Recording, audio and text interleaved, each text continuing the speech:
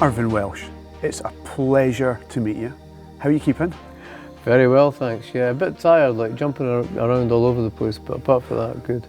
Now, I have read, Irvine, that this book, which is about a taxi driver here in the capital, is your funniest, filthiest book yet. Would you agree? Probably, yeah, I would. I mean, I think it's much more comedic than the other books I've written. I tend to write kind of dark drama and have sort of humour to kind of alleviate the sort of the darkness of it all. So who is the main character of this book? And do we know him? Yeah, the main character is Juice Terry, who was kind of one of the main protagonists in Glue. From the moment that you created the character, did you always envisage him having his own book?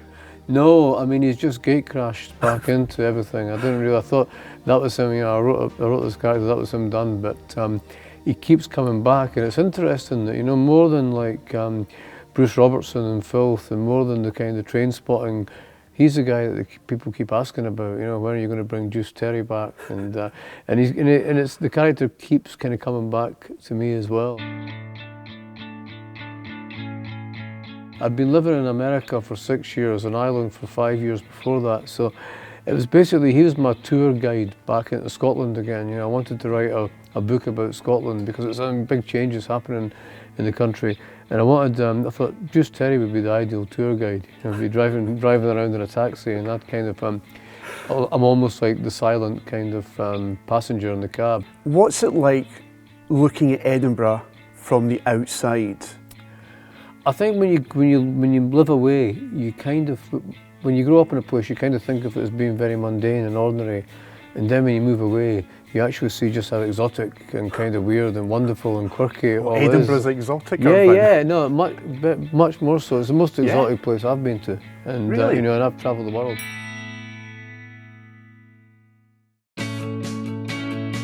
I need to ask you, because you're a big Hibs man, off the back of defeating the Scottish Cup. What's your thoughts? Yeah, I mean, I've got absolutely zero expectations of Hibs in the Scottish Cup, so it didn't come as a surprise. Falkirk aren't a brilliant team, and if you play them 4 times and you've not beaten them in that division, it kind of tells its own story. There's something not quite, I mean, Alan Stubbs has done a fantastic job, but there's something not quite, you know, fundamentally in place yet that has to be put into place before the club's going to really progress even further.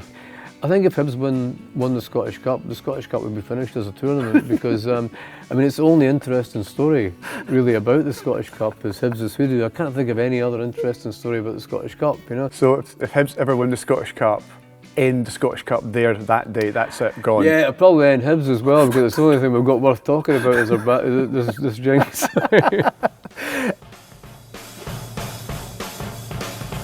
There's been a lot of talk and rumour about Trainspotting and Trainspotting 2.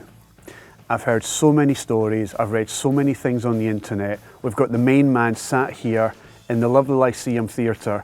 Is Trainspotting 2 going to happen? The fans want it, I think you want it. Will it happen? Well, I mean, we all want it to happen. I mean, the people that, the creative team behind it, you know, like myself and Danny and John Hodge and Danny McDonald. Boyle. Yeah. I mean, we're all really keen for it to happen, but only in the right circumstances. And you know, the circumstance has always been that you know, nobody needs the money, so there's no point in doing it for that reason. That's a bad reason to do it. We all like each other. You know, we actually spent a couple of weeks in a flat by the castle, kind of just working away on the script and, you know, and hanging out and meeting people in the town and all that and seeing how we could... Are you actually working on a script just now? Yeah, we've been working on a script for about a year now, and our thing has always been, if we can get a script that's really good and filmable and it excites the actors, then we'll do it, we'll shoot it. And I know the youth that watched it have all grown up now, but it can't just be a nostalgia movie. It's got to appeal to the younger cinema goers and the multiplexes as well. They don't want to... You know, they don't want it to be like your uncle dancing at a wedding. There's got to be something that's resonant and fresh and new and powerful. For everyone. Yeah, and I think that, you know, if we can't find that, we won't do it. Let me ask you, Irvine, I'm going to really put you on the spot here. In your opinion, with what you know and with what stage you're at, will we see those fantastic characters from Trainspotting up on our big screen in the not too distant future in Trainspotting 2? I would say, I would call it 50-50, basically. I'll take that as a yes. 50% yes, 50% no. Cheers, Irvine. Cheers. You're a star. Thank you so Thank much. you Good very luck with the book. Thank you.